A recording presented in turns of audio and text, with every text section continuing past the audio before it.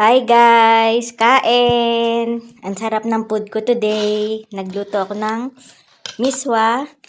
Ginisa ko sa yung sardinas, nilagyan ko ng miswa, tsaka nilagyan ko ng kusbara. Yan. Kain! Tapos, may binigay si madam noong nakaraan pa na manok. Hindi namin nakain ng kasama ko sa salon. Inuwi ko. Ngayon ko yun, ininit ko siya. Ngayon ko inulam. Kaya, masaya ang Inday ngayon. Dahil marami siyang food. Kain. Alam nyo ba guys, may pasok kami kanina. Alas 11 ng tanghali. Kasi may nagpa-booking ng mga client. Mag-iina sila, 3. Tapos, sunod-sunod na yun. Sunod-sunod na may mga dumating na mga customer. Kaya, medyo pagod na naman ang Inday. Puro blow dry. Puro blow dry. Yung ginawa namin ni Linda. Alam nyo guys, ang bait ni Linda. Talaga. Tsaka siya pagka bumili yan na yung binigay ni Madam na manok. Dati na ulam. Si Linda, sobrang bait niya. Hindi siya yung sa pagkain. Madamot sa pagkain.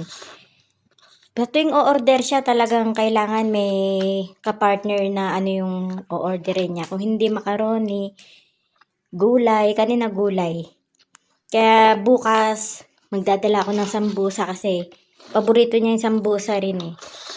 Magluluto ako bukas ng sambusa, yung tira ko dun sa ginawa ko nung nakaraan. Dadaling ko sa salon. Magluluto ako bukas. Yun ang babaunin ko.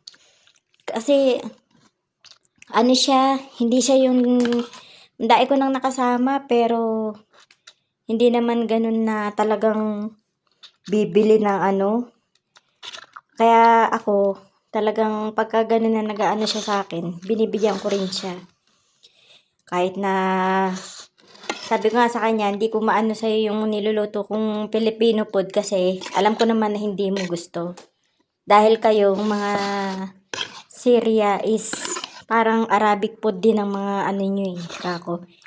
Kaya yun, yung sambusa lang ang may offer ko sa kanya na nagustuhan naman niya. Buti nga kanina, puro blow dry yung customer namin. Kaya hindi ganong marami yung gawa. Naka-6 kami na customer kanina. Yan, natalsikan ng yung mata ko kanina sabaw. Kain po kayo. Kain tayo. Yan. Kain marin na naman ng Inday. Dahil, na-miss ko yung miswa. Isang taon mahigit na ako na hindi nakakapag-ulam ng miswa. Kaya kanina parang gutom na gutom ako takam na takam ako sa miswa. Alam nyo ba guys, may chichika ako sa inyo. Naiinis na naman ako sa tatay ng mga anak ko.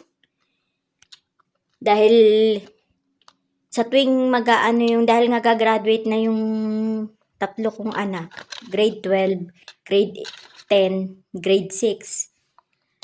Sa tuwing hihingi ng sa kanya, dahil nga may kailangan na bayaran, laging bukang bibig, wala raw pera.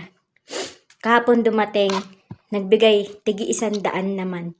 Sa loob ng 3 buwan, ang binigay lang sa mga anak kahapon is tigi 100. Kulang pa pambayad ng service, kaya talagang malapit-lapit na talaga kaming magkita sa tulpo eh. Konting kembot na lang. Umiiksi na masyado yung pasensya ko sa kanya eh. Isipin nyo, 3 months, tigi 100 binigay, di ba? Kulang pa pambiling bigas ng mga bata. Kung tutuusin. Kaya talagang grabe.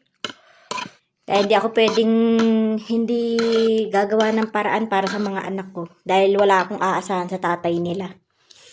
Wala. Matigas ang mukha wala magagawa.